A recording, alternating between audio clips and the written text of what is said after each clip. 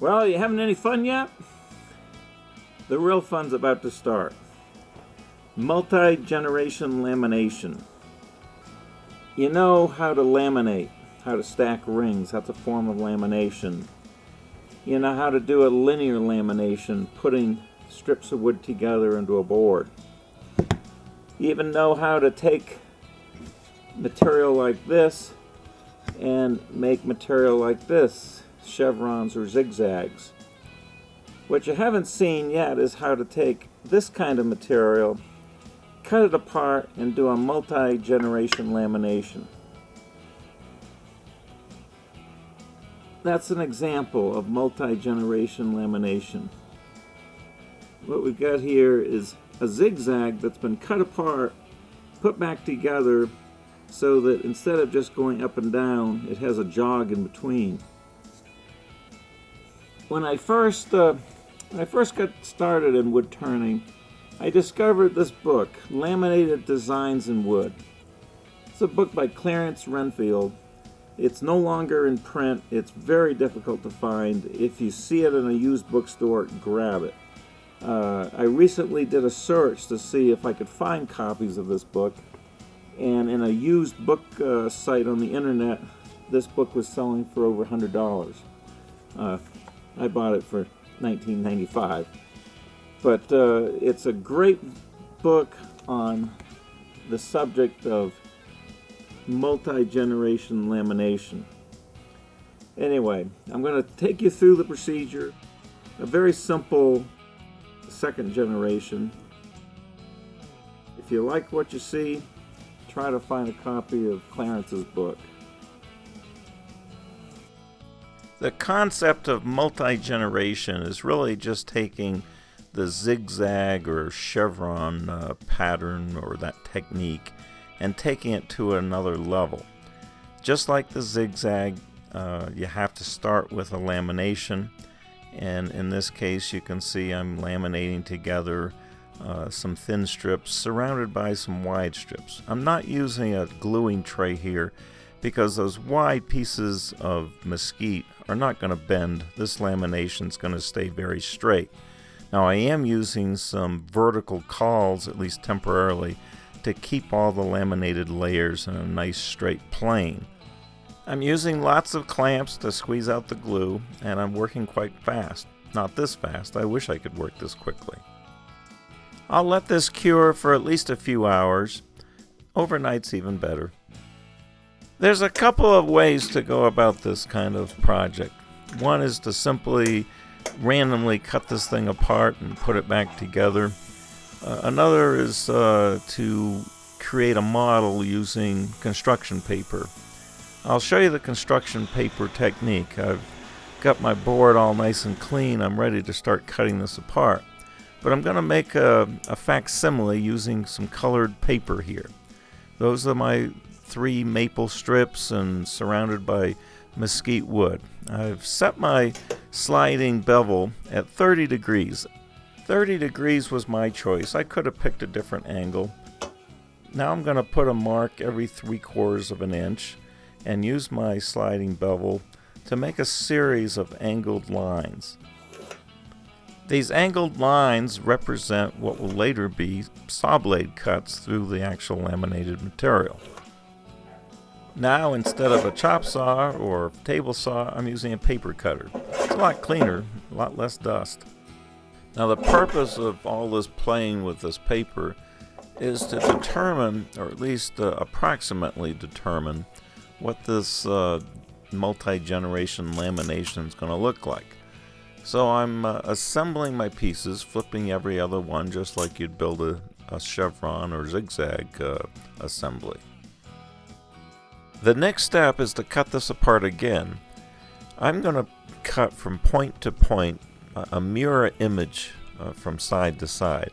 I could pick out a valley to valley or a midpoint to midpoint, but I want a mirror image, so in this case I'm going from one peak to another in order to create these mirror images. Let me say that once again because it's pretty important to understand this concept.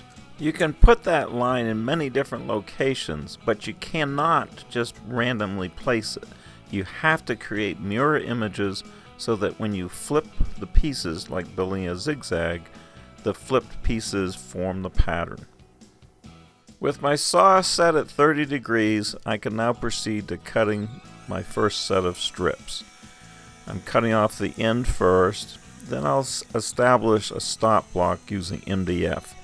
The stop block will have the same angle. I'm just putting a little dust trap on that edge there.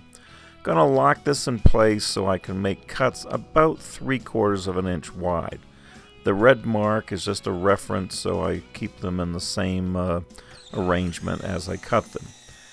This is kind of a slow, tedious process. That's mesquite. It cuts pretty mean. It also has a tendency to burn with these angled cuts. So it's just one after another. Slide it down, clamp it in place, make a nice slow cut, and so forth and so on until I've cut this whole board into strips.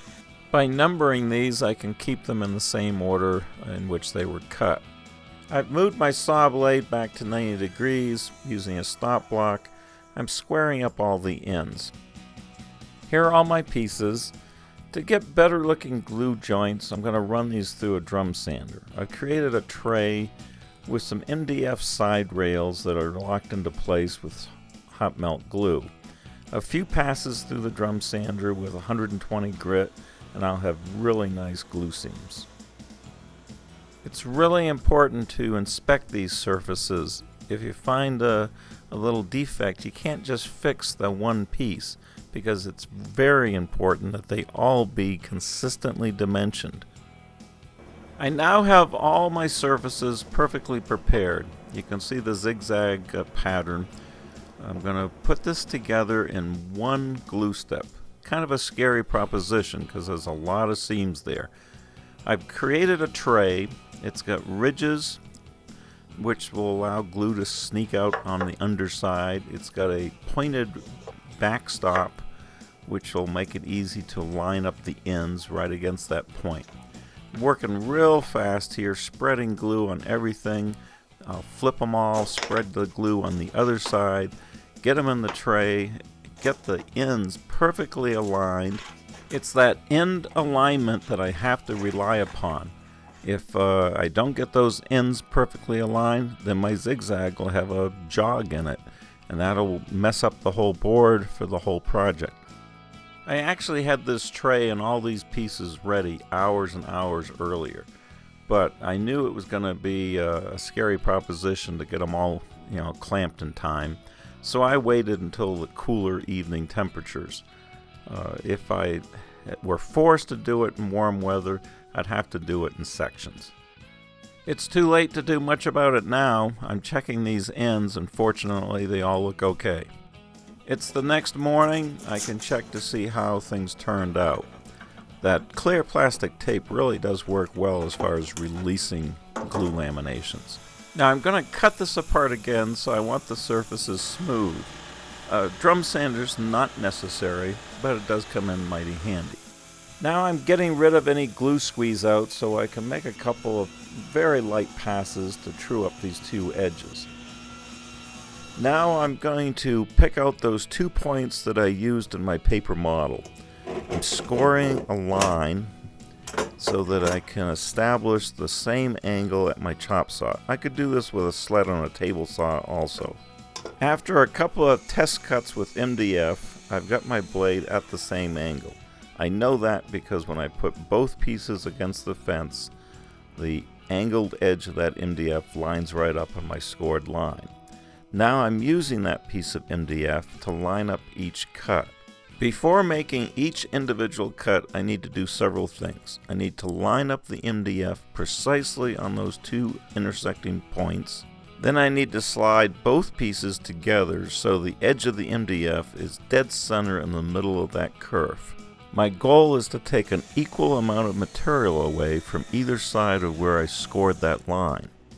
My blade is burning the mesquite somewhat, but I'll be able to clean that up later. Here's all my pieces cut from the original zigzag lamination. Here you can see what looks very close to that model. Now I have the option of gluing this together into a flat lamination and cutting it apart another time and getting a completely different pattern.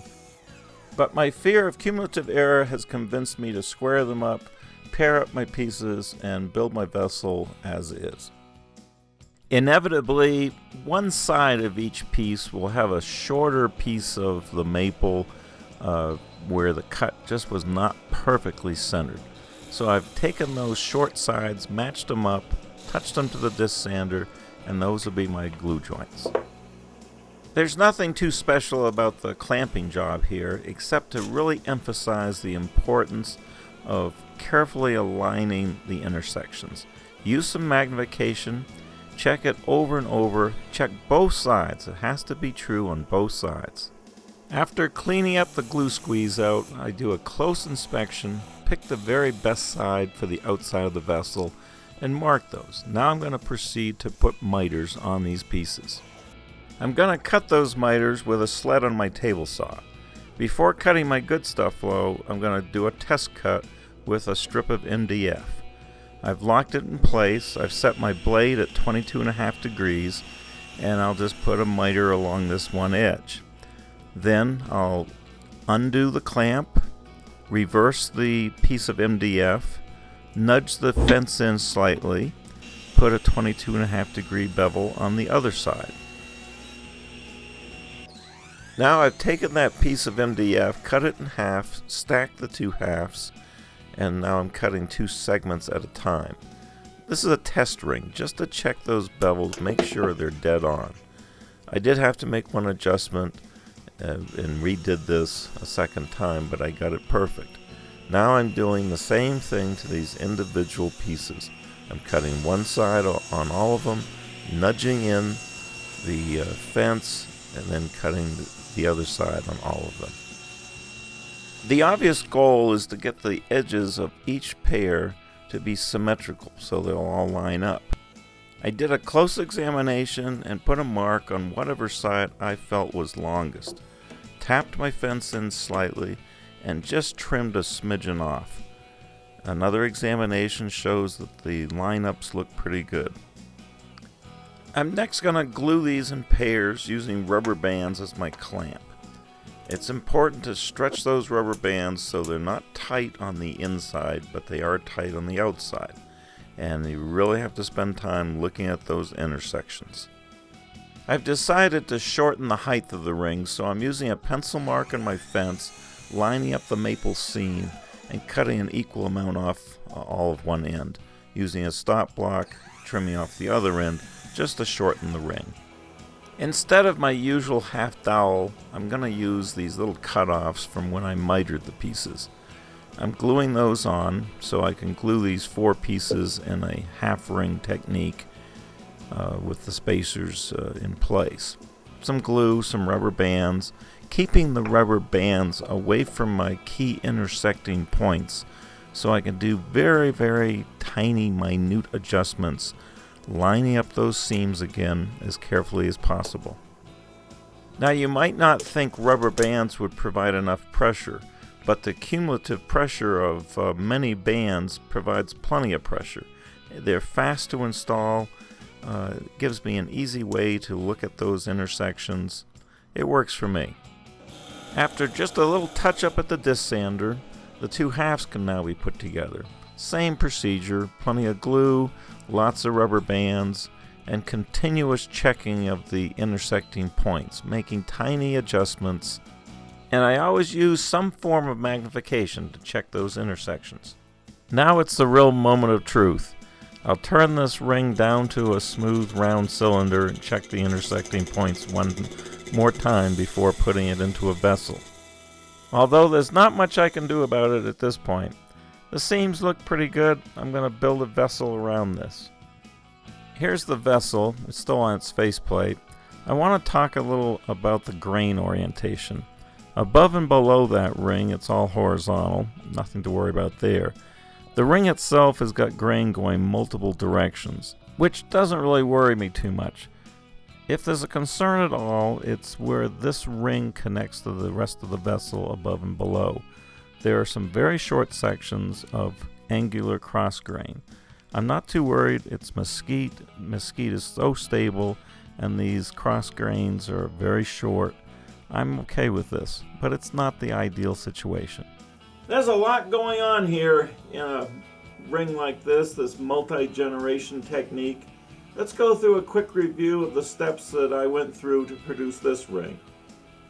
You got to glue up a linear lamination, cut it apart at an angle of your choosing, glue up a flat zigzag board, cut identical pieces, flip every other piece, glue together pairs, miter the edges, focus on the alignment with every glue job, create half rings, put the half rings into a full ring, and then build a vessel.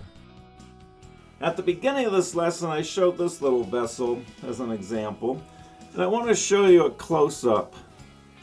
Here's mostly horizontal grain right in that area, but right here we've got angular vertical grain coming into this horizontal surface. Fairly short, as you can tell from my fingertip, but it nevertheless is a type of cross grain which you want to try to avoid. It's small in dimension. This vessel's over 5 years old. It's as smooth as the day it was made. So that gives me confidence that in a vessel like we just built with the mesquite, I've got a very, very high chance of success, long-term stability. But nevertheless, be aware of this potential for some cross grain within the ring. Again, this is horizontal, but this is angular vertical, something you'd like to avoid if possible. But, in small dimensions you can get away with it. I should also mention in these comments the use of the table saw. Now, I cross-cut my zigzag board on the chop saw, but the table saw with a good sled is maybe a better way to do it, and I do show that procedure, that process in my book. I thought I'd show it a different way here in the DVD.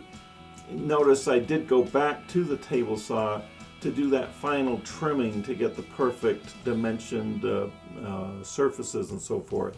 So a sled and a table saw is a very, very good way to go about building these kind of rings, making those kinds of precise cuts.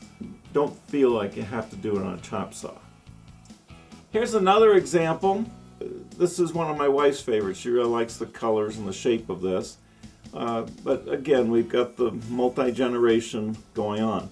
At the beginning of the lesson, I mentioned Clarence Renfield's book, Laminated Designs in Wood. I should also mention there's a wonderful piece of software, a computer program, made by my friend Lloyd Johnson. If you do a Google search, you'll find his site. Just do a Google search on Lamination Pro. It's a great program if you're really interested in this concept of multi-generation. It's a great tool to use. Let's face it, this is not for everyone. This is difficult woodworking. The opportunity for cumulative error to sneak in there and mess up the alignment of your segments when you're working on the round as opposed to making a flat coffee table. It's plenty of challenge for anybody looking for challenge. But if you're into it, give it a try. The reward is right there with the challenge.